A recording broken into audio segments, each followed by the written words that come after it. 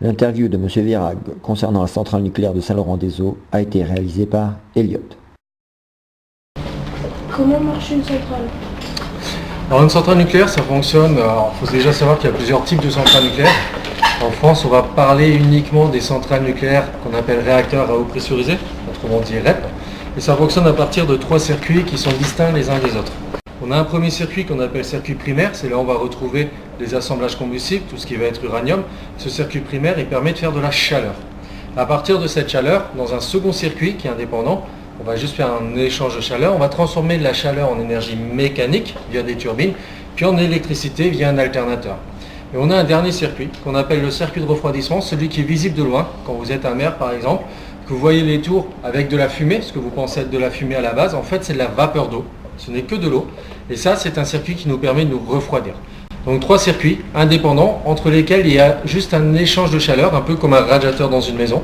Le premier produit de la chaleur, le deuxième produit de l'énergie électrique, et le troisième refroidit. Comment à partir de l'uranium on obtient de la chaleur? Alors l'uranium est un composé, c'est un atome qui existe sous 2 formes, ce qu'on appelle un atome d'uranium-235 ou un atome d'uranium-238. Alors 235, c'est un peu le nombre de composants qu'il y a à l'intérieur de l'atome. L'uranium-235 a une particularité, il va absorber ce qu'on appelle un neutron. Or quand il absorbe un neutron, il absorbe en même temps que cet élément, il va absorber la vitesse de cet élément. Alors il faut vous imaginer, vous avez un ami qui est en train de courir, vous l'attrapez au même moment. Vous avez le poids de l'ami qui va vous arriver dessus, mais vous avez aussi sa vitesse. Et la vitesse, c'est une énergie. Alors qu'est-ce qui se passe? Ces 235 éléments, en attrapant le 236e, ils vont grossir, et ils vont récupérer toute l'énergie. Et malheureusement, ils ne seront pas capables de conserver toute cette énergie. Alors comme ils ne sont pas capables de la conserver, qu'est-ce qu'ils vont faire? Ils vont tout simplement se séparer. Ça, c'est ce qu'on appelle une fission nucléaire. Et au moment où ces éléments se séparent, c'est-à-dire cet atome casse, il va produire de l'énergie sous forme de chaleur. C'est cette énergie effectivement qu'on va récupérer dans le circuit primaire. D'où vient l'uranium? Alors l'uranium, il faut savoir que c'est un minerai. Donc c'est quelque chose qui existe à l'état naturel. On en a dans la terre, on en a dans la mer. À peu près 1% de l'uranium au niveau mondial se trouve dans la mer. Et on va tout simplement le récupérer un peu comme un minerai de fer. C'est-à-dire qu'on va creuser dans la roche. Il y a des roches qui contiennent plus ou moins de fer. Il y a des roches qui contiennent plus ou moins d'uranium. Donc on va creuser dans des roches qui contiennent plus d'uranium. On va trier, filtrer ces roches jusqu'à ce qu'on ait récupéré la plus grosse partie de ce qu'on peut en uranium. Et une fois qu'on a récupéré cet uranium, je vous ai dit, il y avait 2 types d'uranium, le 235 et le 238. Dans la nature, on a 0,7% d'uranium 235. Le reste, c'est du 238. On a bien dit, c'est le 235 qui produit la chaleur, donc il faut en augmenter la proportion. C'est ce qu'on appelle l'enrichissement. Donc on va agrandir, on va mettre entre 5 et 7% d'uranium 235. Donc on va tout simplement filtrer ces atomes d'uranium pour récupérer majoritairement ceux qui sont en 235 éléments. Combien de temps dure une centrale? Alors, la question, effectivement, qui se pose souvent, qu'on entend souvent dans les médias, c'est quelle est la durée de vie d'une centrale? Et la durée de vie d'une centrale nucléaire, ce n'est pas une question qui est aussi simple comme ça. C'est comme si on me posait la question, quelle est la durée de vie d'une voiture?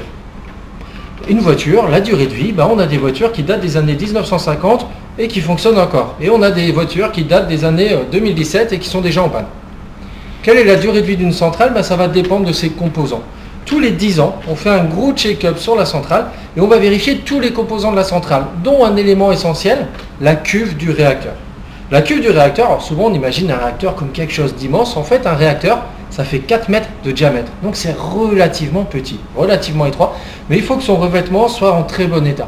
Donc tous les 10 ans, on va aller contrôler ce réacteur et on va s'assurer qu'il n'y ait pas de défaut, qu'il n'y ait pas de fissure sur la cuve du réacteur. S'il n'y a pas de fissure, ça veut dire qu'on peut repartir pour 10 années supplémentaires. Si jamais il y a une fissure, là il va falloir faire des études et vérifier que la fissure n'aura pas un impact sur la sécurité et la sûreté de la centrale. S'il y a un impact, on n'aura pas le droit de redémarrer.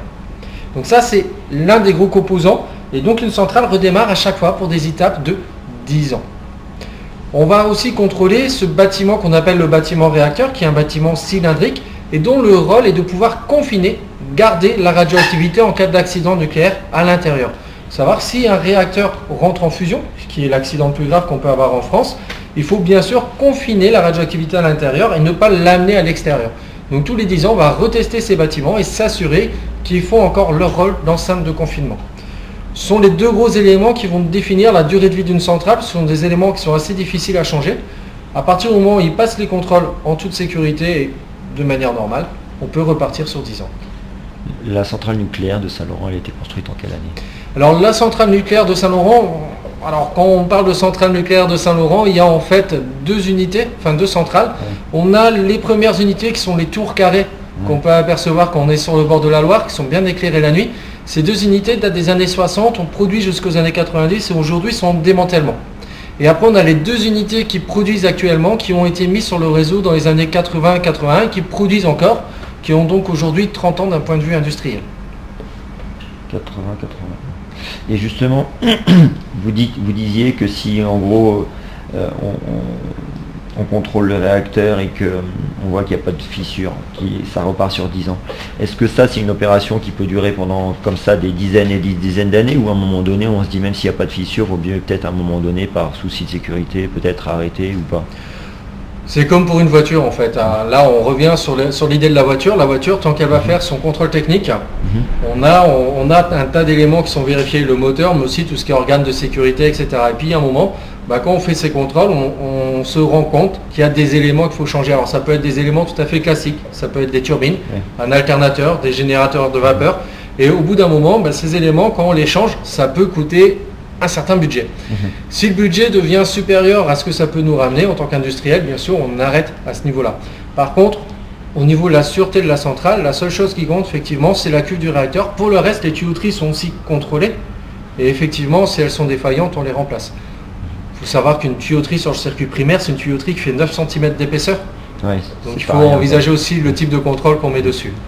Vous avez dit que la première unité a daté des années 1960 et que depuis elle avait été démantelée. En cours de démantèlement. Elle est en cours de démantèlement, d'accord. Et pourquoi elle est en cours de démantèlement? Justement parce qu'elle était obsolète ou parce que justement la deuxième unité était plus productive? Alors les deux premières unités étaient des unités qu'on appelle uranium naturel graphite gaz. Je l'ai dit en tout début, on travaille aujourd'hui, tous les réacteurs français aujourd'hui en fonctionnement sont des réacteurs à eau pressurisée. Donc on ne travaille plus que sur cette technologie-là. Dans les années 60, on avait lancé plusieurs technologies en parallèle pour dire de faire des études de sûreté, de sécurité, aussi de rentabilité et de rendement. Il s'avère que les uraniums naturels graphite gaz, en termes de rendement, avaient un moins bon rendement, étaient moins efficaces que les réacteurs à eau pressurisée. Même si en termes de sûreté, elles ont prouvé qu'elles étaient efficaces. Donc on préfère les arrêter pour avoir des machines plus performantes. On a arrêté toutes les centrales qui étaient en production. Donc il faut savoir qu'on en a 2 à Saint-Laurent, on en a 3 à Chinon, on en a 1 à Bugey. Et on a arrêté aussi, par exemple, les centrales à eau lourde qu'on avait à Brénélis pour ne conserver vraiment que les réacteurs à eau pressurisée.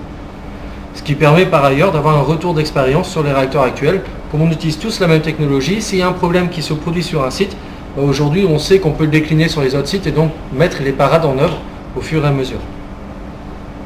Quand a été créée la première centrale et où? Alors les premières centrales, elles n'ont pas été créées par EDF. L'électricité de France à l'époque, dans les années 1946, n'avait pas de centrale nucléaire. Les premières centrales ont été faites dans des centres de recherche. Donc par exemple, le CEA a créé ses premières unités. Si on parle pour la France, ça date des années 1950. Donc ça commence quand même à avoir un certain nombre d'années. Et pour vous donner une représentation, si jamais vous regardez Tintin, on a marché sur la Lune, à un moment vous allez voir un réacteur dans cette bande dessinée. Et c'est exactement une réplique sous dessin, mais c'est une réplique du réacteur qui a été inventé en France. C'était des réacteurs uranium naturel graphite gaz qui ne sont pas du coup les réacteurs qu'on utilise aujourd'hui. Quels sont les risques de la radioactivité? Alors la radioactivité, collégien c'est un peu compliqué à expliquer les risques, mais on va faire une analogie qui est assez simple à envisager. Vous avez déjà vu normalement ce que c'est qu'une bière, logiquement. Normalement vous n'en avez pas encore vu. Quand vous prenez une bière, quand vous voyez un adulte qui boit une bière, il ne se passe rien. La radioactivité, c'est pareil. Quand vous prenez un peu de radioactivité, il ne se passe rien. D'ailleurs, vous êtes radioactif. C'est-à-dire que si vous regardez ce qui compose votre corps humain, si vous êtes humain, vous avez un squelette dans lequel il y a du carbone 14 qui est radioactif, et vous avez normalement du sang dans lequel il y a du potassium 40 qui est aussi radioactif. Donc la radioactivité, à faible quantité, on risque pas grand-chose. Maintenant, vous prenez quelqu'un qui boit 3 bières tous les jours. Au bout d'un moment, on peut se dire que ça va avoir un impact sur sa santé. Donc de la radioactivité à plus forte dose et régulièrement, ça peut avoir un impact. Donc là, au niveau des impacts que ça va avoir, sur ces doses régulières, ça va plutôt être un impact au niveau de l'ADN. Donc ça va être des déformations, ça va être une cassure de l'ADN, et ça peut être des maladies type des cancers. Mais on est bien d'accord, en France, les seuils sont bien en deçà de ces risques-là. Et après, une radioactivité à très forte dose sur un temps très très court, c'est ce qu'on fait dans les hôpitaux par exemple, sur la radiothérapie. Quand on soigne un cancer, qu'on veut tuer des cellules qui sont cancéreuses, on va les présenter devant un fort flux de radioactivité et ça va brûler la cellule. Donc en fait, une radioactivité à très forte intensité, ça brûle, ça fait un trou. Si on en fait trop souvent, bien sûr, là encore, ça va avoir un impact différent sur le corps et ça peut entraîner des leucémies, des hémorragies, donc des effets qui sont assez importants. Et c'est ce que vous pouvez voir en radiothérapie, à la fin d'un traitement qui est assez lourd. Quand on perd les cheveux, etc., la radioactivité à forte dose, ça va donner ces effets-là. Alors bien sûr, on soit bien d'accord, sur les centrales nucléaires, on est bien en deçà de ces doses. Pour vous donner une idée, le travailleur moyen d'une centrale nucléaire, le travailleur d'une centrale nucléaire a le droit à ce qu'on appelle 20 millisieverts. Ça, c'est l'unité qui nous permet de mesurer la quantité de radioactivité. Pour commencer à avoir un impact sur la santé, il faudrait être plus proche des 200 millisieverts par an. Nous, on est à 20 millisieverts par an, on est un dixième en dessous de la dose minimale pour dire de commencer à avoir des impacts. Et sur ces doses de 20 millisieverts, nous, on va encore la descendre. C'est-à-dire que nous, sur les sites, on va se limiter à 14 millisieverts.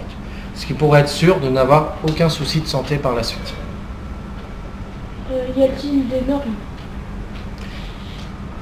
Question piège. Alors des normes, il y en a, mais alors il y en a plus de 6000.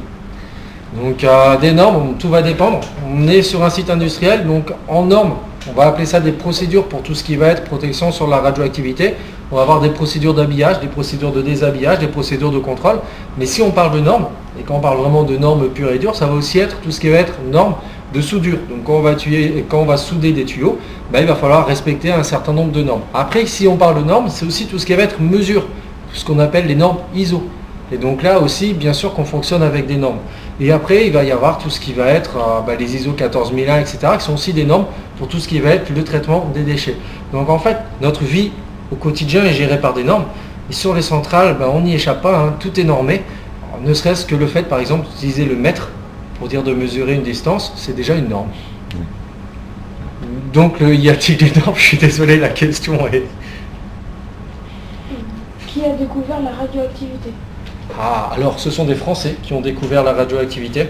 Donc c'est Pierre et Marie Curie qui ont découvert en fait que la radioactivité existait, avait des propriétés. Il faut savoir que quand on a découvert la radioactivité, on pensait aussi que la radioactivité était bénéfique pour le corps humain. Donc ça, c'est les premières découvertes scientifiques. Il y a souvent des erreurs. Et donc à l'époque, on prenait de la radioactivité en disant prenez un bijou radioactif, donc des pierres radioactives et vous serez en bonne santé. Voilà. Ils sont morts d'ailleurs à cause de la radioactivité. Voilà, c'est... Comment l'ont-ils découvert? Là, je sais plus. Et je vais pas vous mentir, je sais plus. Je sais que ça a été bénéfique notamment pour la Première Guerre mondiale, notamment pour faire les radios, pour les os cassés, des choses comme ça. C'était vraiment une révolution. Mais c'était peu de temps avant la révolution, peu de temps avant la Première Guerre mondiale qu'il avait découvert de toute façon. Je crois que oui, ils l'ont découvert d'ailleurs comme ça. Hein. C'était une plaque photo qui n'avait pas été imprimée. En fait, ils avaient laissé quelque chose devant une plaque photo. Il y avait une source radioactive et ils se sont rendus compte que la plaque photo imprimait pas les objets durs, donc les os, et par contre que ça imprimait tout ce qui était mou. Donc ça a été la première découverte de la radioactivité. Après, c'est une histoire qui est très très longue. Comment sont traités les déchets? Alors, comment sont traités les déchets? Il faut bien classifier les déchets en différentes catégories. La première chose, c'est on a des déchets comme vous à la maison. On a des déchets, c'est du bois. Donc dans ces cas-là, on le retraite, on le passe dans une déchetterie qui va aussi aller gérer le bois, le faire en granulés, etc. Ça, c'est la déchetterie qui va choisir. On a des déchets plastiques qui sont aussi retraités, récupérés à part. Donc ça, c'est pas EDF qui se charge de ce retraitement. Ce sont bien sûr des entreprises qui sont extérieures.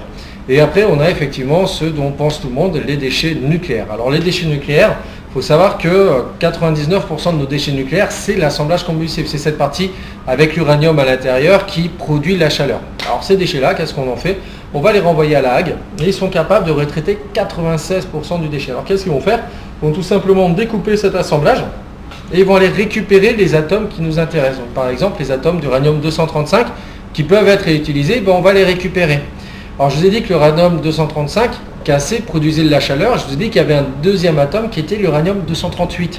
Alors, l'uranium-238, lui, quand il récupère un neutron, il ne le casse pas. Il est capable de conserver le neutron et la vitesse du neutron. Et il va se transformer en fait. Il va se transformer en plutonium-239. On va récupérer aussi ces atomes de plutonium-239, on va les mélanger aux atomes d'uranium-235 et on fera un nouveau combustible qui s'appelle du MOX. C'est un oxyde d'uranium qui peut être utilisé sur nos centrales nucléaires. Là, ce déchet entre guillemets va être réutilisé pendant 4 ans et au bout des 4 années, on va le stocker, le refroidir pendant 1 an sur la centrale, puis l'envoyer pour qu'il soit fondu. Il sera mis sous une forme de pâte de verre, il sera fondu, stocké dans des fûts en acier. Et là, on a le projet de pouvoir les enfouir en zone géologique profonde et de pouvoir les récupérer dans 10, 15, 100 ans pour dire de pouvoir les réutiliser sur d'autres formes de réacteurs. Ce qu'on se dit en France, c'est que ce qui est un déchet aujourd'hui n'est peut-être pas un déchet demain. Il y a beaucoup de déchets d'hier qui sont en fait des choses qu'on utilise aujourd'hui. Vous prenez vos déchets ménagers, il y a quelques années, on les laissait dans des décharges. C'était le nom d'une décharge. Alors qu'aujourd'hui, on est capable de retrier, de retraiter et de réutiliser. Et on se dit que nos déchets, demain, il y a des gens qui vont trouver comment est-ce qu'on peut les réutiliser. C'est pour ça qu'on veut toujours pouvoir avoir accès à ces déchets pour pouvoir, si on y arrive, les réutiliser. Donc ça, c'est la politique française, qui n'est pas la politique de tous les pays. Certains pays préfèrent les enfouir et, entre guillemets, les oublier où ils sont. Il y a toutefois des règles. On n'a pas le droit d'envoyer ces déchets dans l'espace. L'espace n'est pas une zone de stockage de déchets, ni au fond de la mer. La mer n'est pas non plus un espace de stockage de déchets. Si vous dites ça, c'est parce qu'il y a des pays, notamment la Russie, qui pendant longtemps, c'était au large justement de la mer Baltique, qui enfouissaient. Mais vous dites que, c'est pas l'enfouissement, vous les stockez à très très grande profondeur pour éventuellement pouvoir les réutiliser plus tard, si on trouve de nouvelles inventions qui permettent finalement de les remettre dans le mouvement finalement. Tout à fait. En fait, c'est ce qu'on appelle la transmutation, le fait de pouvoir changer la qualité d'un composant en un autre composant. On l'a déjà fait. C'était une usine qui s'appelait Super Phoenix, qui était à Crémalville et qui permettait de faire de la transmutation. Ça s'est arrêté. Aujourd'hui, on retravaille sur d'autres procédés de transmutation et on espère effectivement pouvoir le faire pour dire de pouvoir encore réduire nos déchets notre volume de déchets. D'accord. Est-ce que ces déchets sont une menace pour le futur? Oui. On va pas se mentir, il n'y a pas d'énergie idéale. Le nucléaire, c'est une énergie qui a un gros avantage, elle est décarbonée. C'est-à-dire qu'elle ne produit pas de carbone, contrairement à des énergies comme le fioul, comme le charbon. Donc on essaie de produire un maximum sans carbone, puisque le climat, c'est quelque chose de très important aujourd'hui. Est-ce que nos déchets sont une menace pour le futur? C'est quelque chose que nous devons garder en tête, en mémoire, à chaque fois qu'on travaille sur ces déchets. C'est-à-dire que quand on travaille sur une zone de stockage, il faut aussi penser à tout ce qui va être sécurité de la zone de stockage. Alors sécurité physique, par exemple, le risque incendie est un risque important qu'il faut qu'on prenne en compte. Sécurité sismique, s'il y a un séisme et que les déchets se baladent n'importe où, c'est pas bon non plus, donc ce sont des choses qui doivent être prises en compte. Et puis après, il y a des sécurités sur lesquelles malheureusement on ne peut pas trop jouer, il faut qu'on fasse confiance un peu aux gens qui prendront la relève, par exemple tout ce qui va être sécurité géopolitique. Si un jour on change de politique, il ne faudrait pas que ces déchets soient oubliés ou deviennent potentiellement plus dangereux que ce qu'ils ne sont aujourd'hui. Donc ça, ce sont des choses, il y a des choses sur lesquelles nous on peut sécuriser. Puis il y a des choses où il faut quand même faire confiance au futur pour dire de pouvoir le gérer. C'est aussi une des raisons pour lesquelles on travaille vraiment pour pouvoir réduire ces déchets et en réduire la durée de vie aussi, si on y arrive, pour éviter de laisser ça dans le futur et à chaque fois d'accroître le risque. Il n'y a pas un risque de sécurité au moment des canicules aussi? Alors en termes de canicules, pour la gestion des déchets, non. Pour la gestion des déchets, il n'y a pas de risque en termes de canicule. Et pour le fonctionnement de Pour le fonctionnement d'une centrale, par contre, en cas de canicule, sur le fonctionnement d'une centrale, alors la canicule, la chaleur en elle-même ne nous impacte pas. Par contre, quand il y a une canicule, il y a souvent une sécheresse qui peut commencer à apparaître. Et s'il y a sécheresse, il faut savoir qu'on n'a pas le droit de produire en ayant un impact sur l'environnement. Or, pour notre fonctionnement, on réutilise l'eau de la Loire. Donc on va pomper de l'eau dans la Loire. Si on pompe plus d'eau dans la Loire, on va dire, nous on est à 1 mètre cube d'eau par seconde, alors que la Loire est à 50 mètres cubes par seconde. Si on passe au-delà de ce seuil, on risque de réchauffer la Loire dans nos rejets. Et donc là, on risque de changer la faune et la flore qu'il y a aux alentours de la centrale. Donc en cas de canicule, c'est surtout en cas de sécheresse et en cas d'étiage de la Loire, il faut qu'on baisse notre production pour dire d'éviter d'avoir un impact. Alors est-ce que c'est déjà arrivé? Oui, la Loire est déjà arrivée à son étiage plusieurs fois. Dans ces cas-là, effectivement, on surveille de manière encore plus accrue les températures, histoire de s'assurer qu'on ne fait pas un rejet trop chaud dans la Loire. On a le droit à 1 degré de température en différence entre le point de rejet et le point d'absorption de l'eau. Est-ce qu'un événement comme Fukushima ou Tchernobyl pourrait se produire ici ou en France? Alors, est-ce qu'un événement comme Fukushima ou Tchernobyl pourrait se produire en France? C'est une question qui est tout à fait légitime de se poser aujourd'hui. Et c'est une question qu'il faut prendre sur 2 points. La première, est-ce que l'accident peut se produire? Déjà, faisons une différence entre Tchernobyl, Fukushima et Saint-Laurent.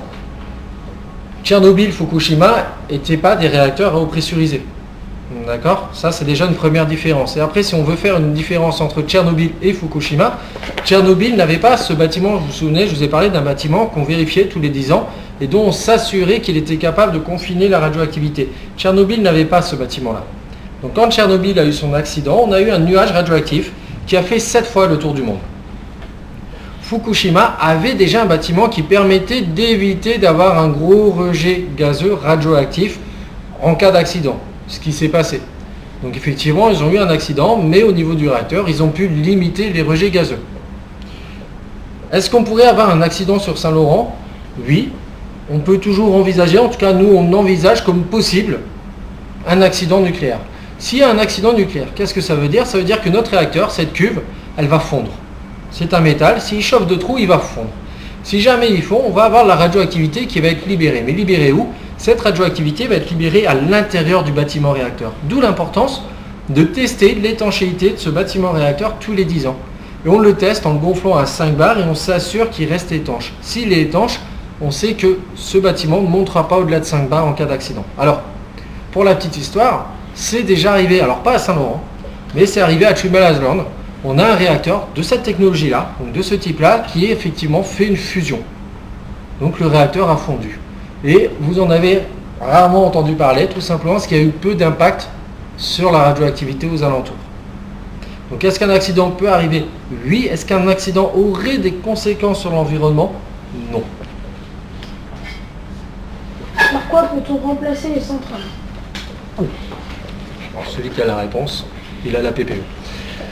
Alors, par quoi peut-on remplacer une centrale nucléaire? Alors déjà, la première des choses à voir, c'est que quand on parle de production d'énergie, on parle de mix énergétique. Chaque mode de production d'énergie a ses avantages et ses inconvénients. Par exemple, le charbon, l'inconvénient, il est simple. L'inconvénient, c'est le CO2. On brûle du charbon, on produit du CO2, en plus, ce sont des grosses quantités. Donc on voit tout de suite que si on veut produire une énergie décarbonée, il faut arrêter le charbon. Par contre, l'avantage du charbon, c'est qu'en 2 heures, on peut mettre une usine charbon sur le réseau. Là où pour une centrale nucléaire, il faut 5 jours. Vous imaginez, vous allumez le chauffage, vous attendez 5 jours avant d'avoir du chauffage. Quand il fait moins 10 dehors, c'est long. Donc voilà, chaque moyen a ses avantages et ses inconvénients. Si on prend de l'hydraulique, c'est très bien. On utilise une énergie renouvelable, c'est décarboné. Par contre, il y a un barrage, il faut entretenir le barrage. Et puis, est-ce qu'on a suffisamment de barrages pour pouvoir s'occuper uniquement avec de l'hydraulique en France? Et non. Donc il faudrait en construire de nouveaux. Mais construire de nouveaux barrages, ça veut dire changer potentiellement la faune et la flore par certains endroits. Donc sur certaines zones, il faudrait avoir une modification de l'écosystème. Aujourd'hui, nous ne sommes plus en mesure de le faire. C'est-à-dire que les règles, les normes, font qu'on n'a plus le droit de faire ce type de modification. On pourrait parler des éoliennes. Je vais vous donner un exemple simple. Une éolienne, c'est en moyenne 2,5 MW. On va simplifier, on va dire 3 MW. Une centrale nucléaire, c'est 900 MW.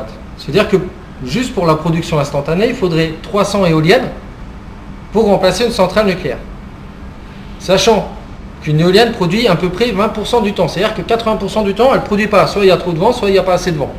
Donc 80% du temps, elle ne produit pas, 20% du temps, elle produit. Nous, on produit 80%, donc on produit 4 fois plus.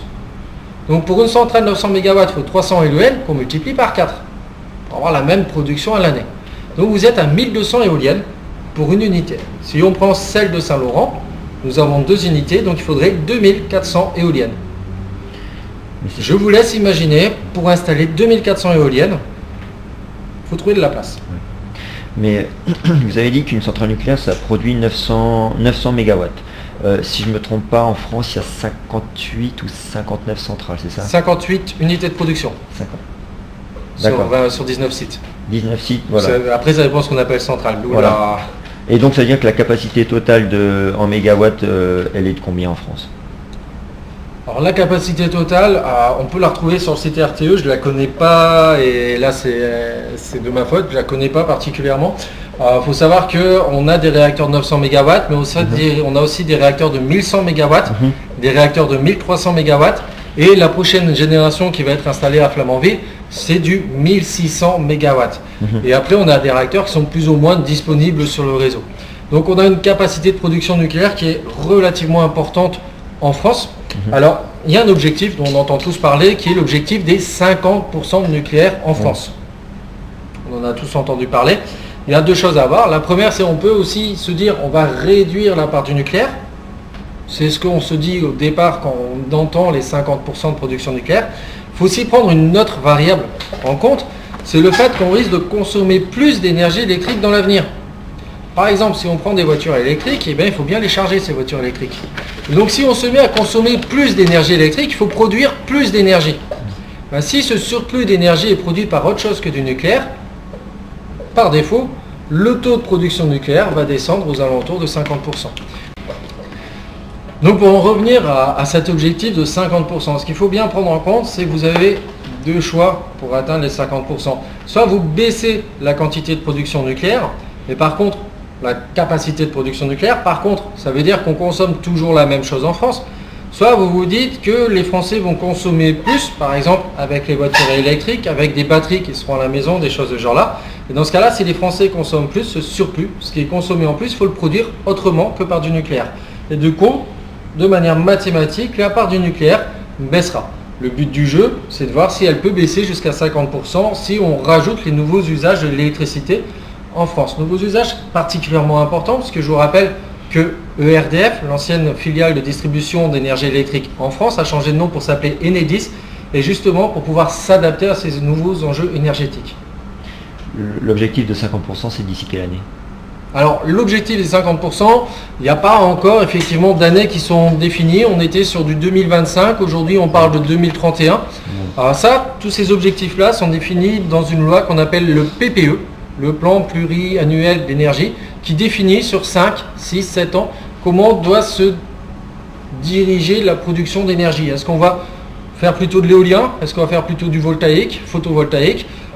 Est-ce qu'on va faire plutôt de la biomasse? Et à chaque fois, il faut prendre en compte les enjeux économiques. Et par exemple, du photovoltaïque, ça coûte quand même relativement cher. Il faut prendre en compte les enjeux environnementaux, le charbon, ça produit du CO2. Et puis, il faut prendre aussi tout ce qui est sociaux. Sociaux, c'est les personnes qui vont travailler. Une centrale nucléaire, c'est une centrale comme Saint-Laurent, c'est 1000 emplois. Et chacun de ces emplois permet de produire 3 emplois indirects. Donc au total, c'est comme si nous faisions vivre 4000 personnes. Si jamais on venait à arrêter la centrale, c'est 4000 personnes qui n'auraient plus de travail. Ou qui auraient un autre travail. Pour le moment, à Fessenheim, ils sont bien embêtés. Quel est votre rôle? Alors mon rôle ici, c'est de diriger l'équipe qui va recevoir le grand public, donc des visiteurs qui sont intéressés par tout ce qui est production d'énergie. Donc sur la centrale de Saint-Laurent, c'est important, on ne parle pas que d'énergie nucléaire, on parle vraiment de tout type de production d'énergie. Et notre rôle, c'est de pouvoir aussi un peu démystifier, de dire le nucléaire, il y a des avantages, il y a des inconvénients, il faut prendre l'ensemble pour dire de comprendre pourquoi on en utilise. On est là aussi pour expliquer comment ça fonctionne. Alors ça peut être très compliqué, il faut savoir qu'on a plus de 7000 vannes par exemple par unité, et si on le prend dans les grandes lignes, par exemple les 3 circuits, ça reste relativement simple à expliquer. Donc on est là pour s'adapter, répondre aux questions des visiteurs, et puis leur permettre de vivre en toute sérénité à côté de la centrale. Qu'y a-t-il comme métier dans une centrale? Alors sur une centrale nucléaire, on peut s'attendre à trouver des hommes en blouse blanche avec un tas d'ordinateurs, etc., etc. Mais on va casser le mythe, ce n'est pas le cas. Sur une centrale nucléaire, vous allez retrouver plus de 80 métiers. Donc, je ne vais pas vous en faire la liste, mais je vais vous en donner des exemples. On a des espaces verts. Un espace vert, c'est comme à la maison, c'est comme au lycée, c'est comme au collège, il faut l'entretenir. Donc on a des jardiniers. Il faut aussi qu'on mange. Alors, pour manger, il faut des cuisiniers. Donc on a aussi des cuisiniers qui vont aller faire la restauration. On a besoin d'un service médical, donc on a des infirmiers, on a des médecins. On a besoin de gérer tout ce qui est bâtiment. Donc on a une partie gestion immobilière avec des plombiers, avec des électriciens. On va avoir besoin de personnes qui vont gérer tout ce personnel. Donc on a une partie ressources humaines. À côté de ça, il faut piloter l'installation. C'est quand même le but du jeu. Pour ça, on a des métiers qu'on appelle pilotes de tranche. Donc c'est les gens qui vont aller toucher les boutons, on va dire, les pupitres de commande pour faire en sorte que l'installation fonctionne correctement et qui seront épaulés par ce qu'on appelle les techniciens d'exploitation qui sont plutôt un côté technique et qui vont aller voir les machines elles-mêmes et s'assurer que les machines fonctionnent bien. En métier, on va aussi pouvoir retrouver tout ce qui est peintre. On a énormément de peinture, on veut des installations propres pour pouvoir rapidement voir s'il y a des soucis, etc. Donc ça amène à faire des travaux de peinture assez récurrents. Puis après, on va avoir des métiers qui sont liés à la chimie, à l'environnement. On produit, mais il faut faire attention à notre impact sur l'environnement. Donc on analyse, on a des analyses qui sont faites tous les jours de manière quotidienne, même le 25 décembre, même le 1er janvier. On a toujours des analyses qui sont faites au quotidien. Et puis on va retrouver après tout ce qui va être métier lié à la sécurité. Donc des sociétés qui sont là pour filtrer les accès sur les installations ou des métiers qui seront liés à la sûreté. Donc ça fait beaucoup de métiers. Ça commence avec des CAP, ça finit avec du Bac+5. Il y a vraiment beaucoup de possibilités. Vous dites que vous faites des analyses tous les jours, ces analyses elles portent sur quoi? Alors, sur une centrale nucléaire, on va devoir analyser tous les éléments où on peut avoir un impact. Donc le premier élément auquel on pense, c'est bien sûr l'eau de la Loire. Donc on va faire des analyses de l'eau de la Loire en amont et en aval. C'est-à-dire que l'eau de la Loire, elle n'est pas toujours exactement identique. Donc nous, ce qu'il faut qu'on regarde, c'est bien la différence avant et après la centrale. Donc ça, c'est une partie des analyses. On va analyser l'air. Donc on a des systèmes d'aspirateurs, on va dire, avec des cotons dessus, qui vont aspirer l'air en permanence, tout le temps, et on va récupérer régulièrement, tous les jours, ces cotons, et analyser ce qu'il y a sur ces cotons. Donc là, ça peut être des analyses, ça va être principalement des analyses de radioactivité. On va analyser la pelouse. Donc voilà, la pelouse, alors c'est la pelouse, c'est les végétaux qui sont autour, ça dépend de ce qu'on a réussi à planter. Et on va analyser pour s'assurer qu'il n'y ait pas de radioactivité qui s'est déposée à cause de la pluie dessus, au cas où on ne l'a pas détecté dans l'air. On va aussi analyser, chose assez étonnante, le lait de vache. On a une vache dans les alentours et régulièrement on analyse le lait qu'elle produit pour s'assurer qu'il n'y ait pas de radioactivité supplémentaire par rapport à une vache ailleurs en France. Toutes ces analyses-là sont faites bien sûr par EDF, mais peuvent être faites aussi par des organismes indépendants à la simple demande de ce qu'on appelle la CLI, le Comité local d'information, qui est un organisme indépendant et qui peut aussi informer les visiteurs sur ce qui se passe sur la centrale. Que faut-il faire comme études ou filière pour atteindre ces métiers-là? Le vôtre déjà. Ouais, parce que ces métiers-là, les 80, c'est CAP. Alors pour tout ce qui va être métier lié à la communication, le plus simple c'est de partir sur ce qu'on appelle des masters en communication, sachant que la communication c'est très très large. Aujourd'hui on est sur de la communication publique, donc ça commence avec un BTS par exemple, BTS tourisme, permet à partir d'un Bac+2 d'accéder à ces métiers-là, mais vous pouvez aller sur un master, donc un Bac+5 en communication, management de la communication par exemple, qui vous permettra de gérer une équipe, ou après aller sur des métiers de l'animation qui vous permettront de le faire. Ce qu'on va surtout chercher à avoir sont des gens qui ont une appétence, un goût pour la technique. C'est-à-dire que vous pouvez être un très bon communicant, mais ne rien comprendre à la technique. Et dans ce cas-là, vous ne pourrez pas expliquer la technique aux visiteurs. Vous pouvez aussi être un très bon technicien qui ne comprend rien à la communication.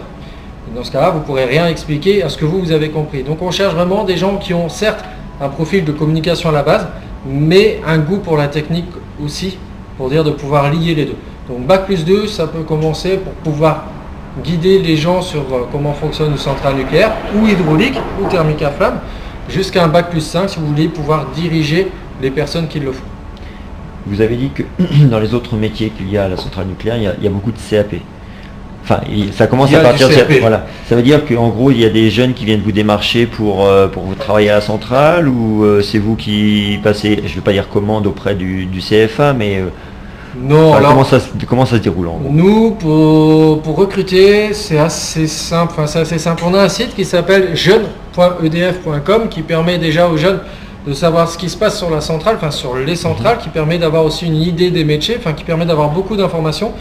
Et quand les jeunes veulent travailler sur une centrale nucléaire, ou en tout cas chez EDF, il y a un deuxième site qui s'appelle recrutement.edf.com. Alors ce site, il est important parce que dessus, on va retrouver aussi toutes les offres de stage. EDF a une particularité, c'est qu'on aime beaucoup l'alternance. C'est-à-dire que les gens font leurs études en même temps qu'ils travaillent. Alors pourquoi c'est important pour nous? Parce que faire ses études sans voir le côté pratique dans la vie professionnelle, des fois il y a des choses qu'on va zapper ou on va se dire c'est pas vraiment important, de toute façon on n'en aura pas besoin. Si on le fait en même temps qu'on travaille, à ce moment-là on se dit non, effectivement ça il faut vraiment que je le travaille parce que ça m'est utile dans ma vie quotidienne au travail. Ça permet en plus aux jeunes d'être payés en même temps, donc c'est plutôt pas mal, et ça lui permet d'avoir un goût sur l'entreprise, une vue sur l'entreprise et se dire je m'y vois et je veux bien y rester ou bien c'est pas vraiment ce que j'avais prévu de faire. Et ça, c'est quand même bien pratique de le savoir avant. Nous, en tant que recruteurs, ça nous permet aussi de voir si le jeune il a les capacités. Par exemple, on peut être très bon à l'école, par contre ne pas savoir travailler en équipe. Et des métiers où il faut savoir travailler en équipe. Et il y a des métiers où si on est autonome et si on travaille tout seul dans son coin, ça ne pose pas de problème. Et donc ça nous permet aussi de retrouver tout de suite ce genre de profil et d'éviter de proposer un contrat à des gens qui après ne seront pas à l'aise pour travailler. Je ne sais plus la question. T'as fini? Quels sont les avantages et les inconvénients de votre métier?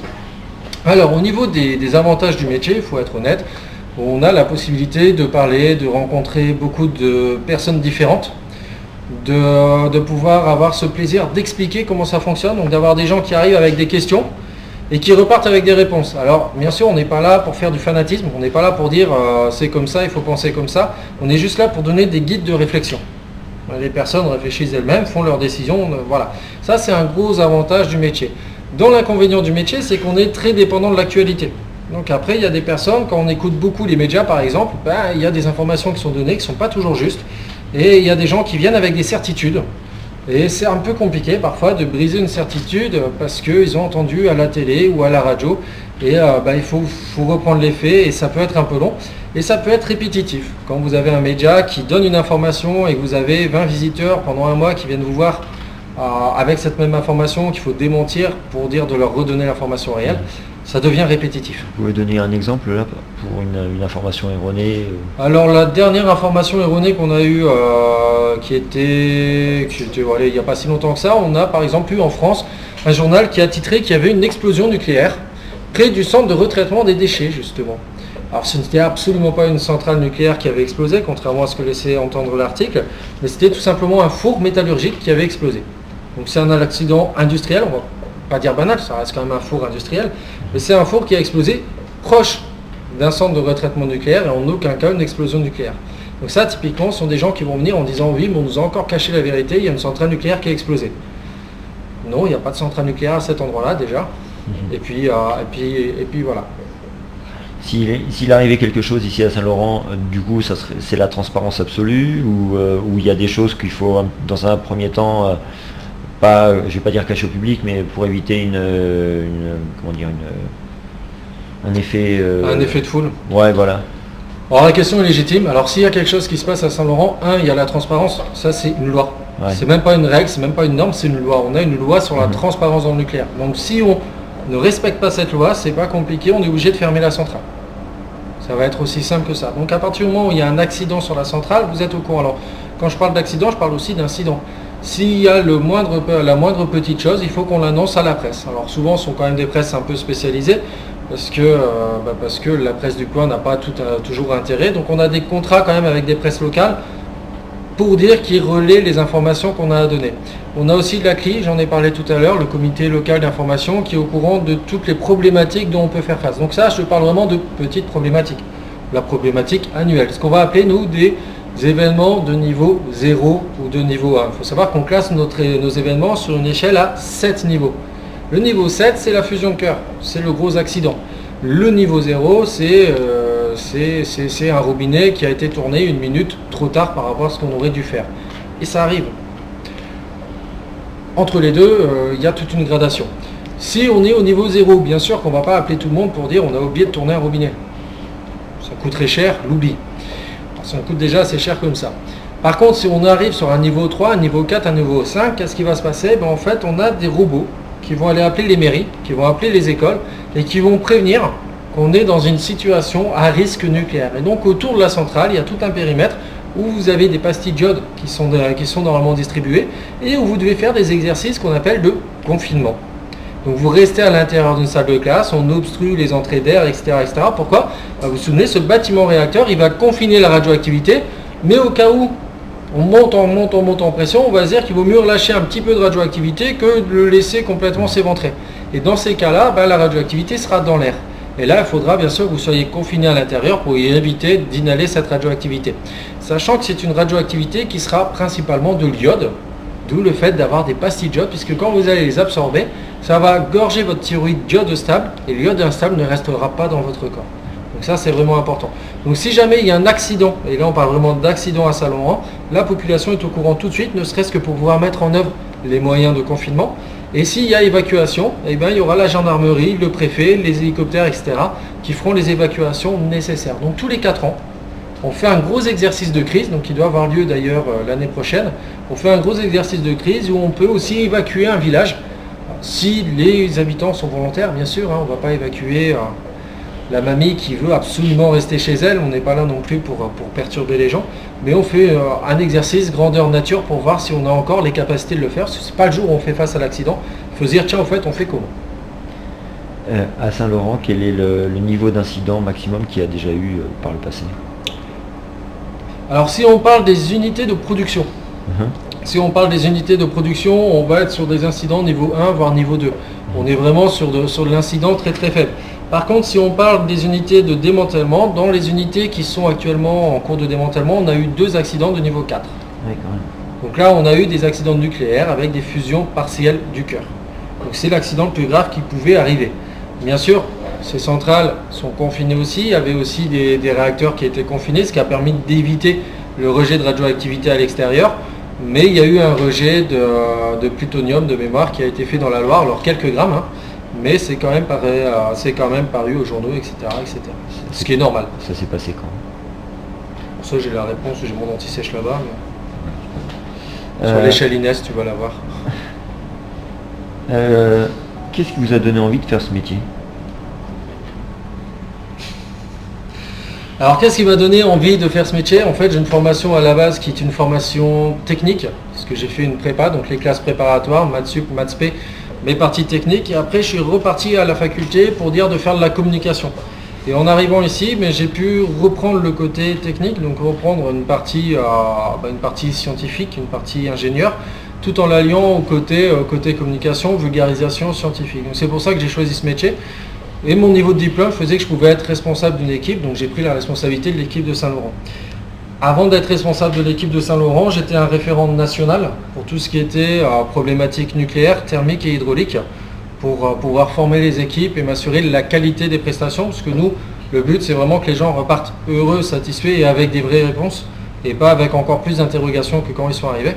Et donc du coup, ça, il y a aussi des procédures, il y a des validations, et c'était mon rôle à une époque de faire ces validations au niveau national. Et depuis quand vous êtes à Saint-Laurent? Je suis arrivé à Saint-Laurent il y a environ 4 ans pour aider d'abord à reprendre un peu le site. On avait quelques petites problématiques d'un point de vue ressources humaines, qui sont des problématiques justement du droit du travail, auquel on est soumis, comme tout le monde. Et à la suite de cette problématique, j'ai continué la prise du site de Saint-Laurent, on a renouvelé l'équipe. Et aujourd'hui, on repart encore sur une équipe toute neuve. Vous pensez rester encore longtemps à Saint-Laurent ou au contraire, vous avez d'autres projets pour évoluer à long terme? Alors aujourd'hui, j'ai d'autres projets pour évoluer. Ça fait 7 ans que je suis dans le domaine de la communication nucléaire au total. Donc ça commence à faire un peu long. Effectivement, il y a un moment où on est sur des métiers, des carrières où il faut évoluer, il faut changer. J'ai pas encore de vue sur ce que je vais faire exactement. Toujours en tout cas quelque chose qui sera technique, toujours quelque chose qui sera lié à la communication, mais probablement quitter un peu le milieu du nucléaire pour voir d'autres choses. Autre question?